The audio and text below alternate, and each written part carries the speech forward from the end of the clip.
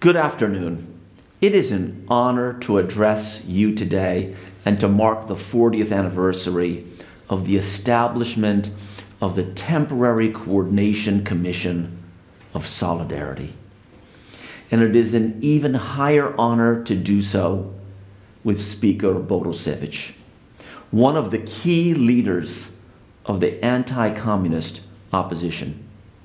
Thank you, Speaker Borusewicz.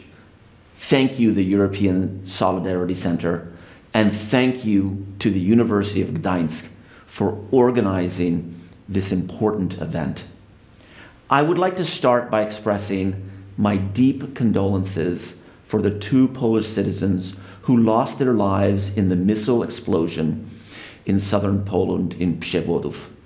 While the preliminary assessment of the Polish government is that this was an accident and not a deliberate Russian strike, there is no doubt that this never would have happened if Russia were not continuing its brutal, unjustified further attacks on Ukraine.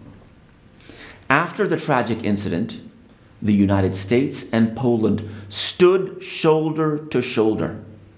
Our top leaders immediately and closely coordinated our response and expressed our solid commitment as allies.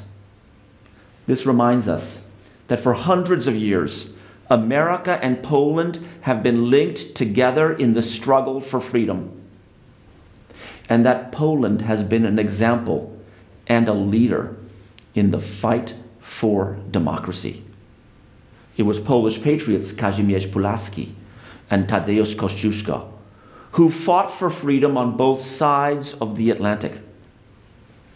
Kościuszko's fortifications at Fort Ticonderoga and West Point were critical to America's independence. Kościuszko's words became forever rooted in our history of sacrifice. Za naszą I waszą wolność. For your freedom and ours. The sacrifice for the cause of American freedom, and later the sacrifice for the cause of Polish freedom. A little over 200 years later, in the triumph over Soviet totalitarianism, we again witnessed that America and Poland were linked and working together. Here one has to emphasize the spiritual role of Pope John Paul II in supporting the victory over communism.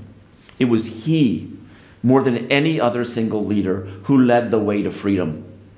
His visit to Poland as Pope in 1979 helped lift people's spirits and courage and inspire the Solidarity movement.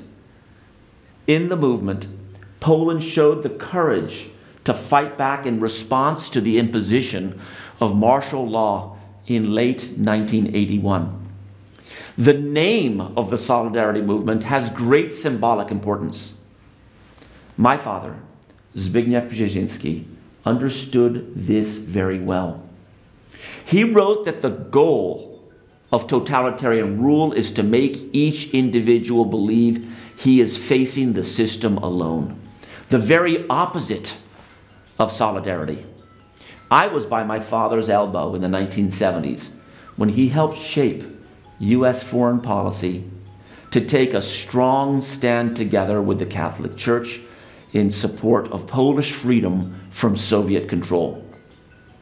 My father understood that Poland, in the unity of its people, was the greatest challenge to Soviet control of Central and Eastern Europe, and that opposition to Russia has always been a part of Poland's history.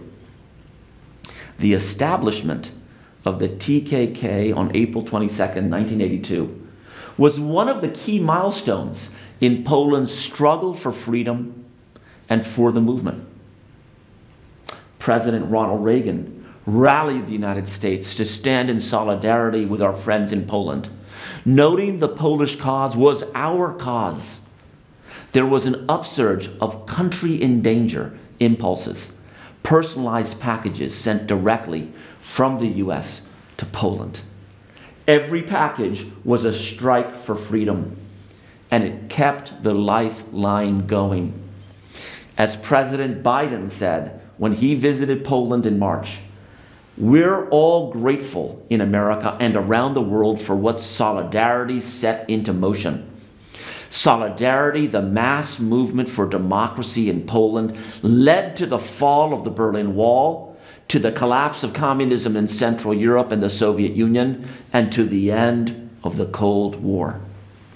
In short, the victory of solidarity changed the course of world history. Speaker Borusewicz, as one of the key leaders of the opposition to communist totalitarianism, is an inspiration to us all. It's hard to imagine the courage needed to spend years in hiding and make so many personal sacrifices. The stories of Pułaski, of Kościuszko, and the Solidarity movement reflect the courage and the spirit of the Polish people. Today, no one should be surprised at the response of the Polish people welcoming millions of Ukrainian refugees fleeing Russia's brutal war. No one should be surprised that Poland is at the forefront of the world's support for Ukraine. As we honor the TKK and embrace the values and principles the TKK stood for, we should reflect that same courage and fighting spirit that is shown every day by the Ukrainians defending their country.